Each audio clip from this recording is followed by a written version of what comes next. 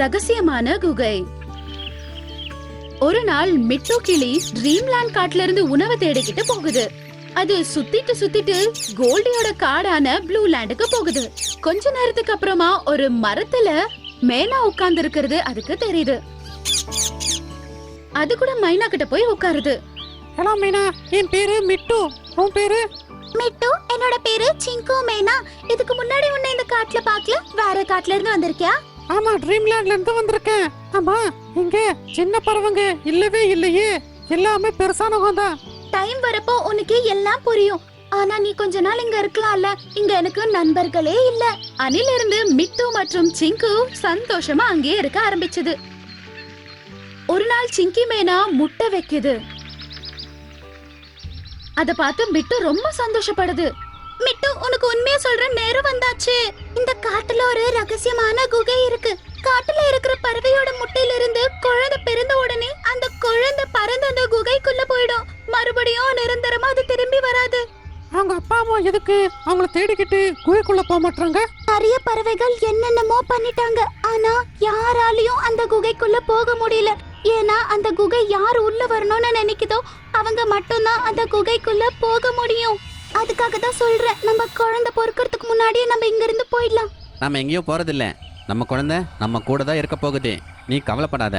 மிட்டு சிங்கி சொல்ற பேச்சு கேட்கல. அது அங்கேயே இருந்துட்டு முட்டைய நல்லா பாத்துக்குது. கொஞ்ச நாளைக்கு அப்புறமா அந்த முட்டையில இருந்து குழந்தை வெளியே வந்த உடனே ரொம்ப சந்தோஷப்படுறாங்க. மறுநாள் மிட்டு மற்றும் சிங்கி ரெண்டு பேரும் அவங்க குழந்தையோட கூண்டுல உட்கார்ந்து இருப்பாங்க. அப்ப சடனா முன்னு காத்துல பறக்க ஆரம்பிக்குது. மம்மி மம்மி, நான் காத்துல எப்படி பறந்துகிட்டே இருக்கேன்? அட, இது எப்படி? நீ ஒரே நாள்ல எப்படி பறக்குற? நான் உங்களுக்கு சொன்னேன்ல இங்க இருந்து போயிடுங்கன்னு. மிட்டுக்கு என்ன நடக்கிறதுன்னு புரியறதுக்கு முன்னாடியே மின்னு அங்க இருந்து ஜோரா பறக்க ஆரம்பிக்குது. அப்புறம் அவங்க அப்பா அம்மா ரெண்டு பேரும் பின்னாடியே போறாங்க. முன்னு நில்லு, ஓடாத, நில்லு. மம்மி மம்மி, எனக்கு என்னமோ ஆகுது. நான் தானாவே அந்த இடத்துக்கு போயிட்டே இருக்கேன்.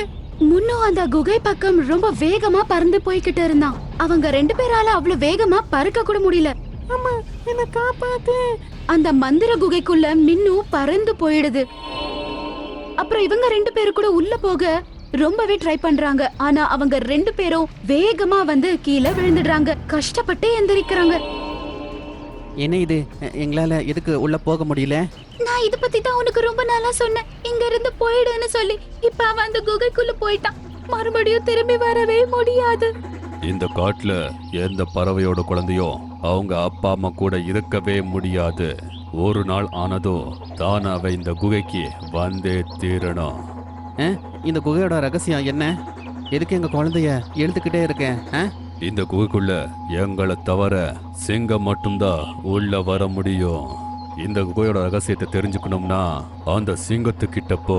எங்க குழந்தைய அவன் பிரிச்சுட்டான். ஆனா உங்க எல்லாரும் குழந்தையும் இப்படிதான் மாயமாயிக்கிட்டே இருக்கும். இத கேட்டு மிட்டு மற்றும் சிங்கி கோல்டி கிட்ட போறாங்க.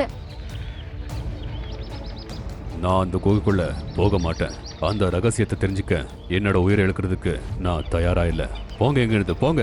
ரெண்டு பேருமே அவர் சொன்னதை கேட்ட உடனே ரொம்ப வேகமா ட்ரீம்லேண்ட் காட்டுல இருக்கிற ஷேர்கான் கிட்ட போறாங்க. அப்படின்னா நான் அந்த குகைக்குள்ள போறேன். அந்த ரகசியத்தை நான் தெரிஞ்சுப்பேன். ஷேர்கான் அவங்க ரெண்டு பேர் கூட சேர்ந்து குகைக்கு போறாரு. அப்புறம் அவரு அதுக்குள்ள போயிடுறாரு. அவரு உள்ள போய் பாக்குறாரு. அவரு கண்ணு முன்னாடி அவ்வளவு அழகான ஒரு காடு இருக்கு. அவருக்கு முன்னாடியே ரெண்டு பேரு உட்கார்ந்து இருந்தாங்க. மேனா மற்றும் கிளி பார்க்க ரொம்ப அழகா இருந்தாங்க. நீங்க எங்க காட்டு குட்டிங்களை திருடி அவங்களுக்கு எதுக்கு இந்த மாதிரி கஷ்டத்தை கொடுக்குறீங்க? இந்த குகையோட ரகசியம் என்ன? நீ அந்த சிங்கம் இல்ல, அது வேற இல்ல. ஆமா, இந்த காட்டு ராஜா நான் இல்ல. நான் ட்ரீம்லேண்ட் வந்திருக்கேன். நீங்க என்கிட்ட பிரச்சனைய சொல்லலாம். இது ரகசிய குகைன்னு எதுக்கு சொல்றாங்கன்னா, இங்க எங்கள மாதிரி பறவைகள் மட்டும்தான் வாழ முடியும். இங்க யாரு நினைச்சாலும் உள்ள வர முடியாது. ஆனா எங்க தலையெழுத்து என்னன்னா, உங்கள மாதிரி காட்டு ராஜாக்கள் இந்த குகைக்குள்ள வர முடியும். அதே மாதிரி ஒரு நாள் சிங்கராஜா உள்ள வந்தாரு. அவருக்கு எங்களோட குழந்தைய பார்த்து ரொம்பவே பிடிச்சு போச்சு. அதனால அவர் எங்களோட குழந்தைய எடுத்துக்கிட்டு இந்த குகையை விட்டு வெளியே போயிட்டாரு. ஆனா எங்கனால அந்த குகையில இருந்து வெளியே போய் குழந்தைய காப்பாத்த முடியல. அதனால எல்லா பறவைகளோட குழந்தைய எடுத்துக்கிறோம். நீங்க பண்றது பெரிய தப்பு. எங்களோட குழந்தை மறுபடியும் வர முடியாது.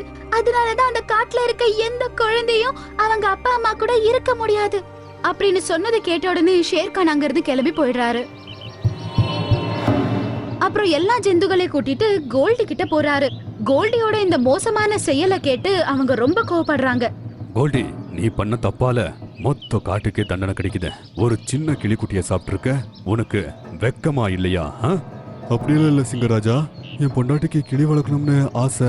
அவங்க என்கிட்ட இந்த காட்டுலயே ரொம்ப அழகான ஒரு கிளிய அவங்க கிட்ட எடுத்துட்டு வர சொன்னாங்க. ஒரு நாள் தேடிக்கிட்டு அந்த குகைக்குள்ள போயிட்டேன். அந்த குட்டி எனக்கு ரொம்ப பிடிச்சு போச்சு. இப்போ அது எங்க இருக்கு? அதை நான் கூண்டுல அடிச்சு என் பொண்டாட்டியோட வீட்டுக்கு நான் அமுச்சு வச்சிருக்கேன். இன்னைக்கு சாயங்காலத்துக்குள்ள அந்த கிளி எடுத்துக்கிட்டு குகை கிட்ட வா, இல்லனா உனக்கு பெரிய தண்டனை கிடைக்கும். கோல்டி சாயந்தரம் ஆகிறதுக்கு முன்னாடியே கிளியோட குழந்தைய தூக்கிக்கிட்டு வெளியே வந்துடுது. மோண்டோ, இந்த கிளிய விடுவி. அத கேட்ட மோண்டு குரங்கு கதவை திறந்து விடுது. அந்த பறவை பறந்து போயிடுது. கோல்டி, இப்போ நீ அந்த குகைக்குள்ள போ. அதோட அப்பா அம்மா கிட்ட மன்னிப்பு கேளு. நீங்க சொன்ன மாதிரியே ஆகட்டும். கோல்டி கிளியோட சேர்ந்து அந்த குகைக்குள்ள போறாரு. அந்த பறவையோட அப்பா அம்மா ஆகிய கிளி மற்றும் மேனா குழந்தைய பார்த்து சந்தோஷப்படுறாங்க. அப்புறம் அந்த குழந்தைய கூட அவங்க அப்பா அம்மா பார்த்து ரொம்பவே சந்தோஷப்படுது. என்ன மன்னிச்சிருங்க கிளி அப்புறம் மைனா, நான் பண்ணது பெரிய தப்பு தான். தயவு செஞ்சு நீங்க காட்டு குட்டிங்களை விட்டுருங்க. நான் உன்னை மன்னிச்சிட்டேன் கோல்டி. அப்புறம் இந்த குழந்தைங்களை கூட நாங்க விட்டுடுறோம். எங்களுக்கு நல்லாவே தெரியும், எங்களை மாதிரியே அவங்க அப்பா அம்மா கூட இவங்களை பாக்குறதுக்கு வேண்டிட்டு இருப்பாங்க. கொஞ்ச நேரத்திலேயே கோல்டி அந்த பறவைங்களை கூட்டிக்கிட்டு வெளியே வராரு. அத பார்த்த உடனே எல்லா பறவைகளும் ரொம்ப சந்தோஷப்படுது. அவங்க அப்பா அம்மா கூட சேர்ந்த குழந்தைங்க கூட சந்தோஷப்படுதுங்க. ரொம்ப நல்லதா போச்சு கோல்டி. ஒரு ராஜாவா உன்னோட கடமையை நீ பண்ண. இனிமே இந்த தப்ப நீ பண்ணாத. அப்புறம் எல்லாரும் அவங்க வீட்டுக்கு போறாங்க. அப்புறம் கோல்டியோட காட்டுல கூட எல்லாருமே சேர்ந்து ரொம்ப சந்தோஷமா வாழ ஆரம்பிச்சாங்க.